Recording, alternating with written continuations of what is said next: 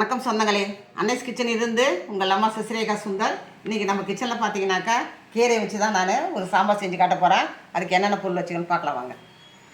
அரைக்கீரை பார்த்தீங்கன்னா ஒரு கட்டு வாங்கினோம். அதில் பாதி எடுத்து நல்லா கழுவிட்டு கட் பண்ணி வச்சுருக்கேன். நான் ஒரு பெரிய வெங்காயம் அதை கழுவிட்டு நல்லா கட் பண்ணி வச்சுருக்கேன். 2 மீடியம் சைஸ் தக்காளியை நம்ம கூட போடும்போது இந்த சாம்பார் பார்த்திங்கன்னா ரொம்ப டேஸ்ட்டாக இருக்கும். அதனால் 2 தக்காளியை கட் பண்ணி வச்சுருக்கேன். கொஞ்சமாக புளி, நம்ம எப்பயும் சாம்பார் ஊற்றுற புளியை விட கொஞ்சம் குறைச்சி நம்ம இது ஊற்றினா போதும். ஏன்னா வெறும் கீரை தான் போடுறோம் நம்ம. அதனால் பார்த்திங்கன்னா புளியை நம்ம குறைச்சி ஊற்றிக்கலாம். கொஞ்சமாக வடம், தாளிக்கிறதுக்கு எண்ணெய், கொஞ்சமாக பார்த்திங்கன்னா தேங்காய் துருவல்.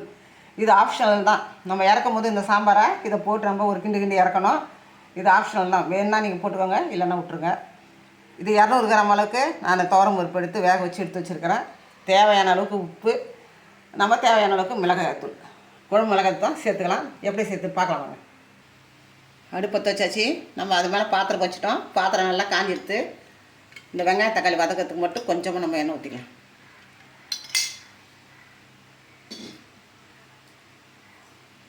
எண்ணெய் நல்லா காஞ்சிடுத்து. இப்போ வெங்காயம் தக்காளி 2 ஒன்றா போட்டலாம்.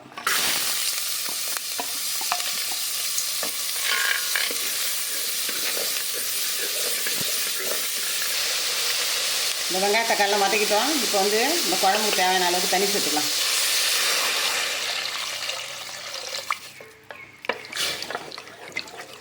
இது பார்த்திங்கனாக்கா 1 லிட்டரு கொஞ்சம் கம்மி. இந்த தண்ணி 1 லிட்டருக்கு கிட்டத்தட்ட இருக்கும். இப்போ இதில் பார்த்திங்கன்னா எவ்வளோ வேணுமோ நம்ம சாம்பாருக்கு அந்த அளவுக்கு நம்ம மிளகாய் தூள் சேர்த்துக்கலாம். நம்ம காயெல்லாம் போட்டு செய்யறத விட கம்மியாக போடணும். நான் 2 ஸ்பூன் அளவுக்கு போடுவேன். பார்த்திங்கனாக்கா காய் போட்டு சாம்பார் வைக்கும் போது இது 1.5 ஸ்பூன் போடுறோம். இது கூட பார்த்தீங்கன்னா கீரை ஆட் பண்ணிடலாம்.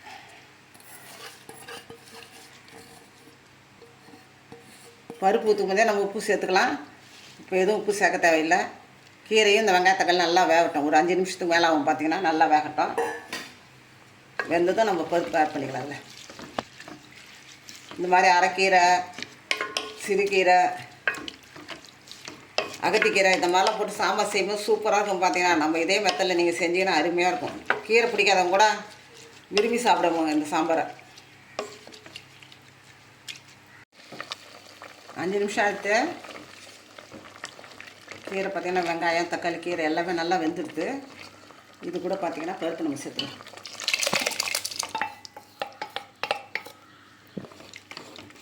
நம்ம பருப்பு சேர்த்து ஒரு 5 நிமிஷம் நல்லா கொதிக்கட்டும்.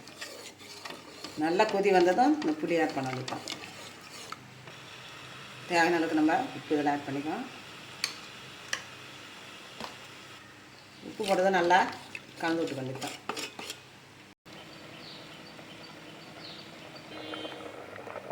கரைச்சி வச்ச புளியை இதில் சேர்த்துக்கலாம்.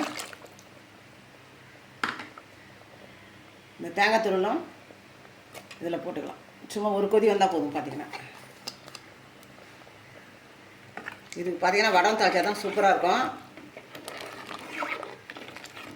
வடத்தை நம்ம தாய்ச்சி இதில் கொட்ட வேண்டியதான். சாம்பார் ரெடி ஆகிடுச்சு. வடத்தை தாய்ச்சி இந்த சாம்பார் தாளிக்கிறதுக்கு கண்ணில் நம்ம கொஞ்சமாக எண்ணெய் ஊற்றியாச்சு. இந்த எண்ணெய் காஞ்சதான் இந்த வடத்தை நம்ம சேர்க்க வேண்டியதாக.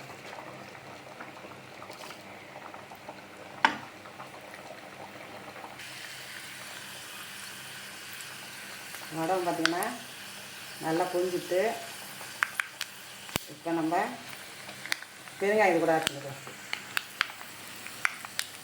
கருவேப்பிலாம் போடக்கூடாது. எப்பயுமே ஒரு கீரை நம்ம செய்யும்போது கீரைக்கு கருவேப்பிலாம் நம்ம சேர்க்கக்கூடாது.